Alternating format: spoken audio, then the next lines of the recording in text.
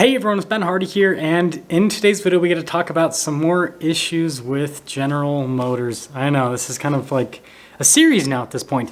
Anyways, before getting the video though, as always, if you want to save time and money the next time you purchase a car, link to my car buying guide in the description down below. Let's get right into it.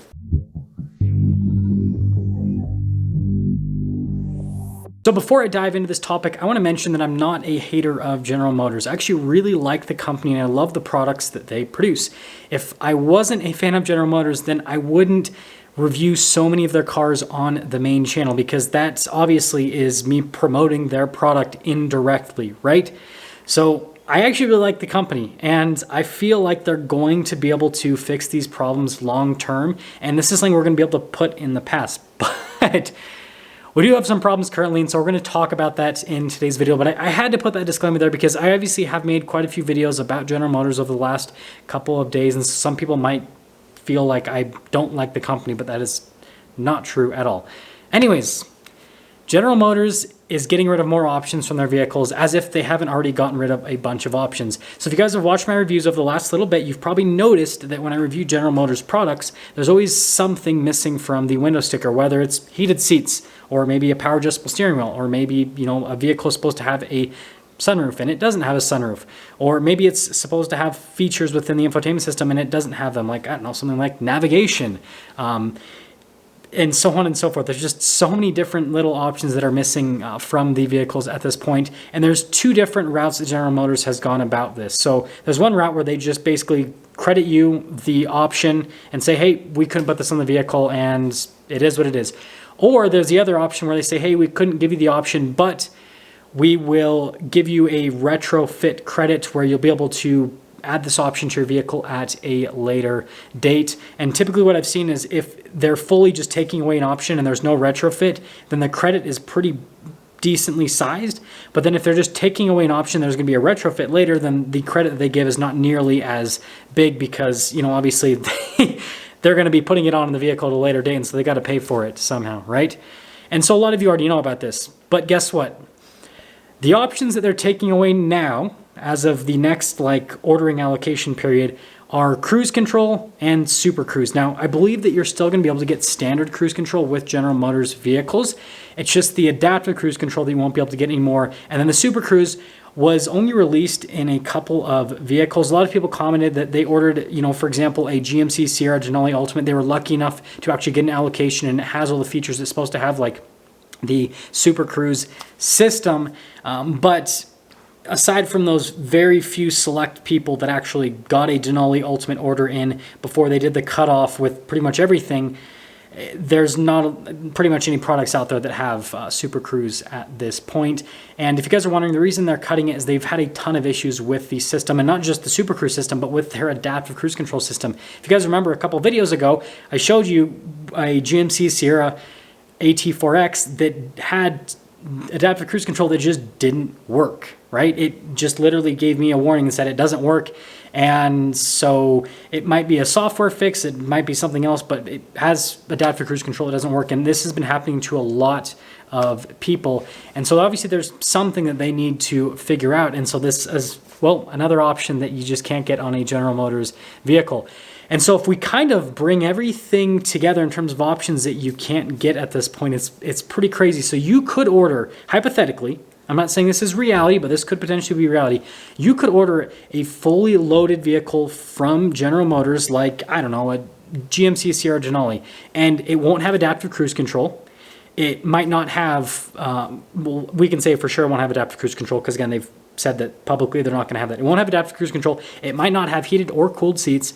It might not have a bunch of features in the infotainment system like navigation. It might not have a heads-up display. It might not even have power adjustable seats, potentially. Again, there hasn't been as much with that. I think I've only seen like one vehicle. It was, I can't remember which vehicle. I'm trying to remember, but it was a vehicle from Chevy that didn't have, it was supposed to have power adjustable seats and it didn't have power adjustable seats. I saw that with BMW too, though, frankly. I saw several BMW models that didn't have power seats, but now it seems like BMW's figured things out. But aside from that tangent, the point that I'm trying to make is, hypothetically, I'm not saying this is going to be reality, but hypothetically, you could order a vehicle from General Motors that is supposed to be a fully loaded package, and you won't get any of the features that would make it a fully loaded package. And so here's my advice at this point. First off, if you're going to order a vehicle from General Motors, make sure that you have clear communication with the dealership that you're going to order from in terms of what options you can and cannot get, so you know exactly what you're ordering. Because at this point, I don't see the point in spending the money to order some sort of high-end package with the vehicles if you're not going to get the options that basically make that high-end package. And a lot of the high-end packages with General Motors give you a lot of these options that aren't available right now, like adaptive cruise control and heated and air-conditioned seats and, you know, a sunroof as well, right? So if those options aren't available, then I would consider going to a lower-end package, because first off, the price is going to be lower, and secondly, the experience isn't really going to be worse because a lot of those options that would have made the higher-end package aren't going to be there. Anyways, so just clear communication and potentially get a lower down package. And what you could do that a lot of people have been doing, and I'm not saying, I guess I need to put a quick disclaimer, is this is just an idea, right? This isn't me saying that you should go and do this, but this is an idea, is you could lower down package right now today, and chances are you'll be able to take delivery of that relatively quickly because it won't need as many computer chips and everything because it doesn't have as many options. And then what you could do is also put in another order for a higher end package and basically have the communication with the dealer that you don't want this order to be submitted until that package will come with the options that you want. And so then you take delivery of the lower end package, you drive that around for a while, and then once the higher end package can be ordered with the options that you want, then you basically order it. And then once that comes in, you can trade in the lower end package. And with how high resale value has been in today's market, then basically you potentially won't lose money. But again, we don't know if these overinflated used car values will continue to stay as high as they have been. So again, I'm saying this is just an idea, but I've seen quite a few people do this. A really weird example that I actually have is with one of the Toyota dealerships that I filmed for. They had a customer order a base model Toyota Corolla Cross because they were able to get that pretty much right away. And they drove that around for about 7,000 miles. And then they traded it in for the fully loaded package on the new Toyota Corolla Cross. And they literally made like, I think the Toyota dealership told me they made like $1,000 on trade-in because of the market value on the Corolla Cross that they had, because it's, you know, harder to get that vehicle now. So again, not guaranteed, but it is something that you could potentially do. And so pulling everything together, GM is getting rid of even more options.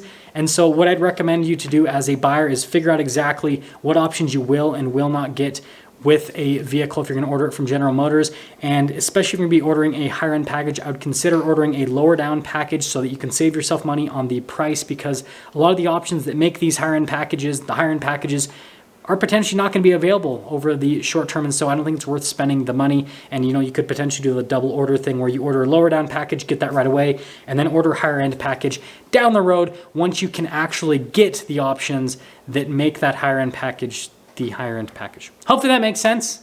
Let me know what you guys think about all this. I'll see you.